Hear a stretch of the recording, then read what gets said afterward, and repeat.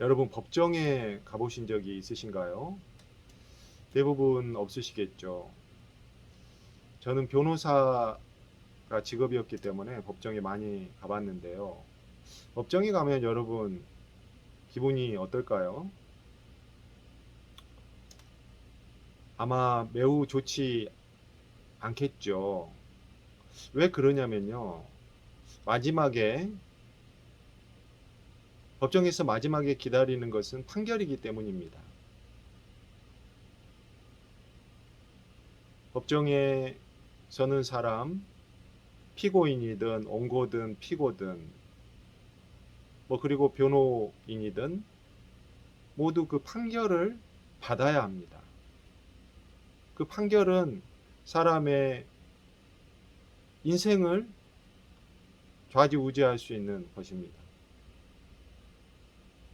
어떨 때는 사람의 목숨까지도, 그리고 자유와 명예와 그리고 모든 금전과 재산적인 것들을 결정하는 것입니다. 오늘 법정에 서 있는 한 사람의 이야기가 나옵니다. 바로 바울이죠. 로마 총독 베스도의 법정에 서 있습니다. 많은 유대 사람들이 바울을 살려두지 못할 자라고, 사형에 처할 자라고 총독 베스도에게 고발했습니다. 이미 2년 전에 벨릭스에게 고발이 되었던 것인데 2년 동안 바울이 부류되어 있었던 상태고, 베스도가 얼마 전에 부임해 와서 그 재판을 이어받고 이제 재판을 진행하려고 하고 있던 것입니다. 그런데 바울은 총독 베스도에게 나는 로마에 가서 재판을 받겠다, 이렇게 상소를 하였고, 총독 베스도는 이 상소, 바울의 상소를 인정을 하죠. 바울은 로마 시민이었기 때문에 로마 시민이 로마 황제에게 재판받겠다 상소하면 누구도 중간에 그것을 막을 권리가 없었고, 총독이라고 하더라도 그 예외는 아니었던 것입니다. 총독 베스도로서는 바울을 로마 황제에게 보내기 위해서 무슨 문서를 써서 보내야 됐던 것이죠. 상소에 대한 내용을 써서 보내야 되는데, 총독 베스도가 이 사건을 심리해 보니 그 내용이 유대의 종교와 문화에 관한 내용이라 이겁니다. 총독 베스도가 유대에 부임한 지 얼마 되지 않아서 그 내용을 잘 모르니 이제 어떻게 써서 보내야 될지 고민하고 있는데, 마침 유대 분봉왕인 아그리파 왕과 그의 여동생 버니게가 인사차 방문하였던 것입니다. 총독 베스도로서는 이 자기가 골머리를 썩고 있던 바울의 재판 결과가 아니고 본인으로서는 상소문 어떻게 써야 될지 이거에 대한 조언을 구하게 됩니다. 그래서 그런 내용이 오늘 쭉 나와 있고요. 이제 본격적으로 그 분봉왕 아그리빠도 이를 도와주겠다 이렇게 허락을 했던 거죠. 그래서 본문 23절로 가보면요, 본격적으로 신문이 이루어지게 되는데, 이튿날 아그리빠와 버니게가 크게 위험을 갖추고 와서 천부장들과 시중의 높은 사람들과 함께 접견 장소에 들어오고 베스도의 명으로 바울을 데려오니 라고 되어 있습니다.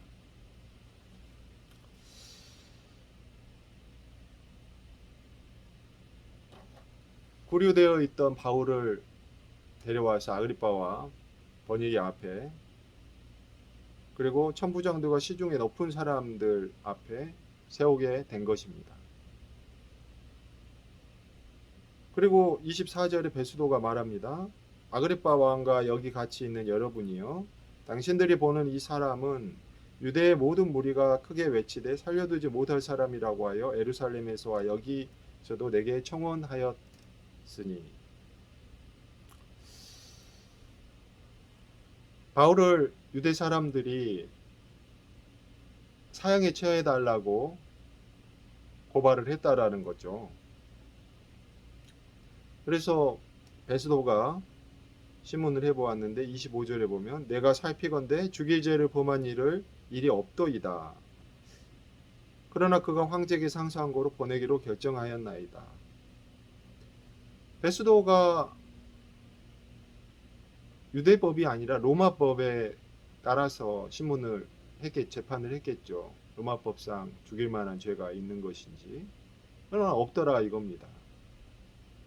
그래서 마땅히 이제 무죄로 풀어줘야 하는 상황인데 바울이 상소를 했다라는 거죠. 이것은 바울이 로마로 가야 하는 그 사명에 하나님이 주신 사명과 그리고 바울이 이에 대한 순종으로 하나님 주신 지혜에 따라서 선택한 결정이라고 볼 수 있겠죠. 그래서 총독 베스도는 정치인 아닙니까? 그래서 이 유대 총독으로 온 거는 뭐 단기간 온 거고요. 다시 로마의 중앙 정과로 진출해야 되는 상황인데 좋은 보직을 받아서 가려면 로마 황제에게 잘 보여야 되는 정치인이고, 로마 황제에게 잘 보이려면 상소 요약문을 잘 써서 알아보기 쉽게 써서 보내야 됐던 거죠. 어떤 조직에서, 세상 조직에서 잘 나가려면 이 보고서를 잘 써야 됩니다. 그런데 그런 상황에 처해 있는데 본문 26절에 보니 이에 대하여 황제께 확실한 사실을 아랠 것이 없으므로 신문한 후 상소할 자료가 있을까 하여 당신들 앞, 특히 아그리빠 왕 당신 앞에 그를 내세웠나이다. 황제께 뭐 무슨 내용인지도 모르게 써서 보내면 황제가 보고 역정을 내겠죠. 확실한 뭔가를 써야 되는데 그런 게 본인은 찾기가 어렵다 이겁니다. 그래서 아그리빠 왕, 유대 분봉왕인 당신이 그래 나보다는 유대법에 대해서 잘 알 것이고 전문가이니까 당신이 좀 살펴봐 달라, 좀 조언을 주라, 이렇게 했다는 거죠. 특히 27절에 보면 그 제목도 밝히지 아니하고 죄수를 보내는 것이 우리한 일인 줄 아나이다 하였더라. 상소문을 쓰려면 이제 그 앞에 제목을 붙여야 되는데 보통 요즘도 그렇죠. 형사사건 같은 경우에 그 제목은 그 사건의 죄명, 고발, 기소된 그 죄명을 쓰는데 아그리빠 왕이, 총독 베스도가 그 죄목을 뭐라고 써야 될지도 모르겠다. 지금 이겁니다. 그래서 이에 따라서 이제 아그리빠가 바울을 본격적으로 신문하는 내용이 이제 그 다음 26장부터 이어지는데, 오늘 본문에서 우리가 배워야 될 교훈은 무엇이겠습니까? 성경 저자, 사도행전 저자 누가가 또 그리고 누가를 통해서 하나님이 우리에게 알려주시고자 하는 메시지가 무엇입니까? 베스도, 버니게, 아그리빠 왕 이런 등장인물들이 나오고 또 세상 법정, 로마 법정, 로마 총독의 세상 법정이 나옵니다. 이런 세상 법정의 이야기들을 말씀하고자 하는 것일까요? 내일 이어지는 이야기에서 바울이 변론이 나옵니다. 근데 바울의 변론을 미리 좀 들여다보면, 물론 자신의 무고함에 대한 변론도 있지만은 대부분의 내용은 예수 그리스도에 대한 복음의 증거인 것입니다. 이 예수 그리스도의 복음은 하나님의 심판을 담고 있습니다. 그래서 저는 이 오늘 본문의 소제목은요, 바울이 아그리빠와 버니게 앞에 서다라고 되어 있습니다. 그런데 사실은 바울의 의식 속에는, 마음 속에는 이 세상 법정이 아니라 하나님의 법정, 하나님의 심판대 앞에 서 있는 심정으로 하나님의 심판대를 바라보라는 심정으로 말을 하고 있는 것입니다. 그래서 설교 제목도 바울이 하나님의 심판대 앞에 서다 입니다.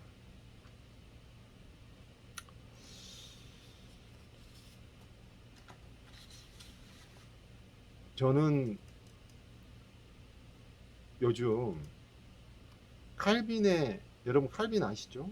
칼빈은 종교개혁가였고, 또 우리가 믿고 있는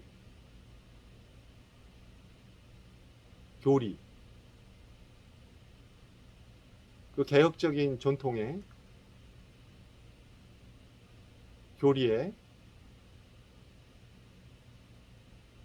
전통을 만든 믿음의 선조입니다. 칼빈의 기독교 강요라는 책이 칼빈의 인생의 역작이라고 할 수 있죠. 그 책을 저는 읽고 있는데, 이 책의 내용이 물론 성경에 가장 기반한 것이고 대부분이 성경 해석입니다. 이 내용의 주된 내용은, 이 책의 주된 내용은 우리가 예수 그리스도의 보혈로 죄 씻음을 받았지만, 그러나 우리 마음속에 부패한 본성, 죄성은 여전히 남아 있다 이겁니다. 그런데 하나님께서는 우리를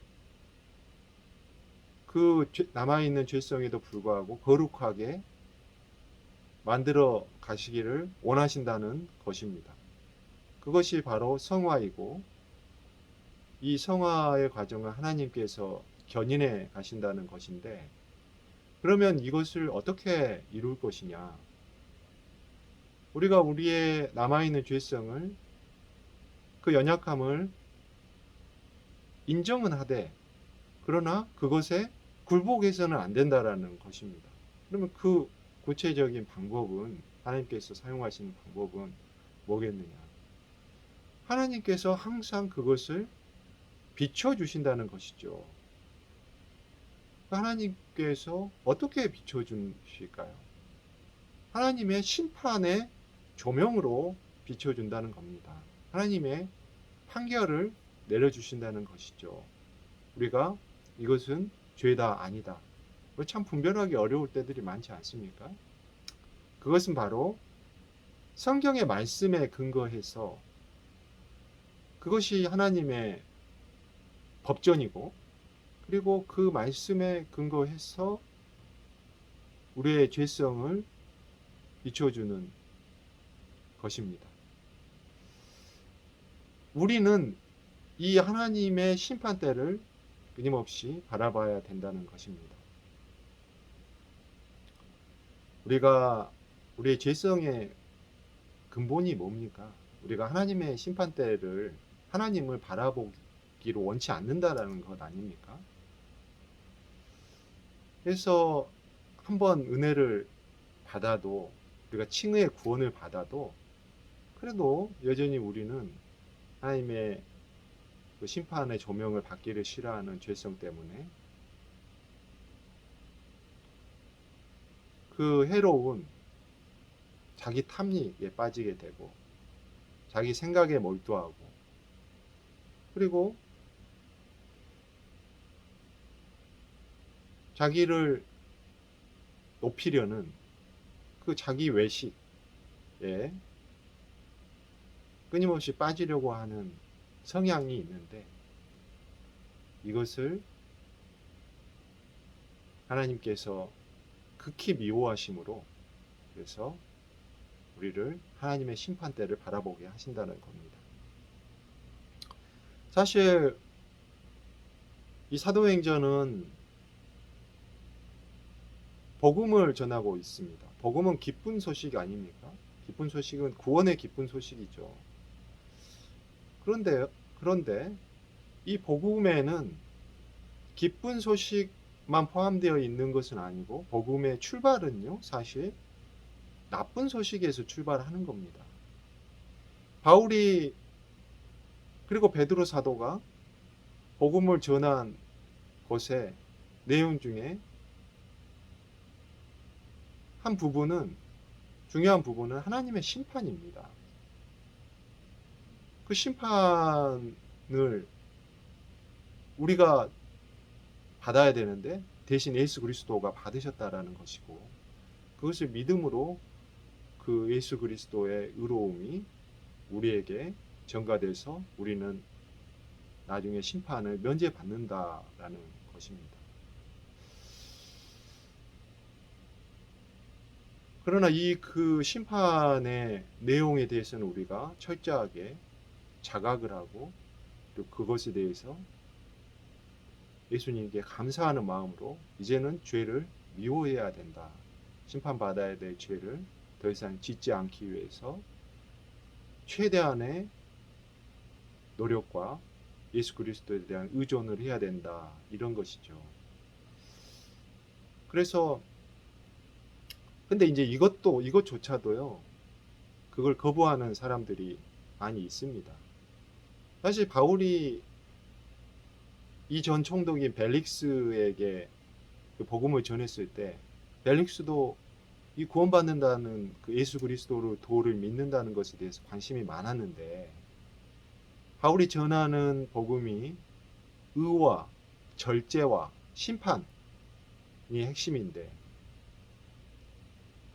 그 절제와 심판이라는 부분을 받아들이기 마음이 어려웠던 거예요. 그래서 그 의로움조차도, 의가 전가돼서 구원받는 그 복음조차도 인정을 못하게 되는 참 안타까운 일이 벌어졌던 겁니다. 여러분, 우리가 예수 그리스도의 보혈로 죄 씻음을 받고도 왜 또 이렇게 그 죄에 속절없이 넘어지는 일들이 많습니까? 죄는, 본질적인 죄는 우리 마음의 죄입니다. 행동은 정말 하나님이 보시기에 그 행동 부분보다도 더 심각하게 보시는 것이 우리 마음입니다. 미워하고 시기하고 증오하고 스스로를 높이는 교만과, 그리고 자랑과, 그리고 음란함과, 그리고 폭력성과, 그리고 이 예수 그리스도의 복음을 부끄러워하는, 두려워하는 것, 이런 것들은 모두 죄라고 할 수 있습니다. 이 두려워하는 것도 사실 큰 죄인데, 요한계시록 21장 8절에 보면 두려워하는 사람들, 겁을 내는 사람들은 불과 유황으로 만들어진 못에 들어가게 되는지, 이것이 둘째 사망이다. 여러 가지 둘째 사망에 해당되는 유형들 중에 한 가지로 소개하고 있습니다. 민수기 14장에서 보면 가나안 정탐에서 돌아온 정탐꾼들의 이야기를 듣고서 이스라엘 백성들이 두려움에 빠졌던 겁니다. 하나님은 이에 대해서 매우 진노하시죠. 모세의 중보기도로 즉석에서 죽음은 면하긴 했지만은 결국 가나안의 땅에는 들어갈 1세대들은 이제 성인들이죠. 성인 1세대들은 없었던 것입니다. 물론 두려워하지 않았던 여호수아와 갈렙 이런 몇몇 인물들을 제외하고는요. 이렇듯 두려워하는 것이 죄가 되는 이유는 그것이 본질적으로 하나님을 믿지 않은 믿음이 없음이기 때문이고요. 하나님을 인정하지 않고 하나님께 감사하지 않는, 그리고 하나님의 약속을 믿지 않는다는 것이기 때문에 근본적인 죄가 된다라는 겁니다. 그러나 역설적이게도 바울도 수시로 두려워했고요. 우리도 마찬가지로 두려움이 시시때때로 몰려옵니다. 이것은 우리의 연약한 죄성으로 인한 것이지만, 그러나 그때마다 우리가 그 두려움을 없애주시는 분을 바라보아야 한다는 겁니다. 그분이 바로 하나님이십니다. 우리가 하나님의 심판대를 바라보는 그 영적 그 믿음의 그 근육을 계속 키워야지, 그래야지 그 두려움에 빠져서 살게 되지 않는다라는 겁니다.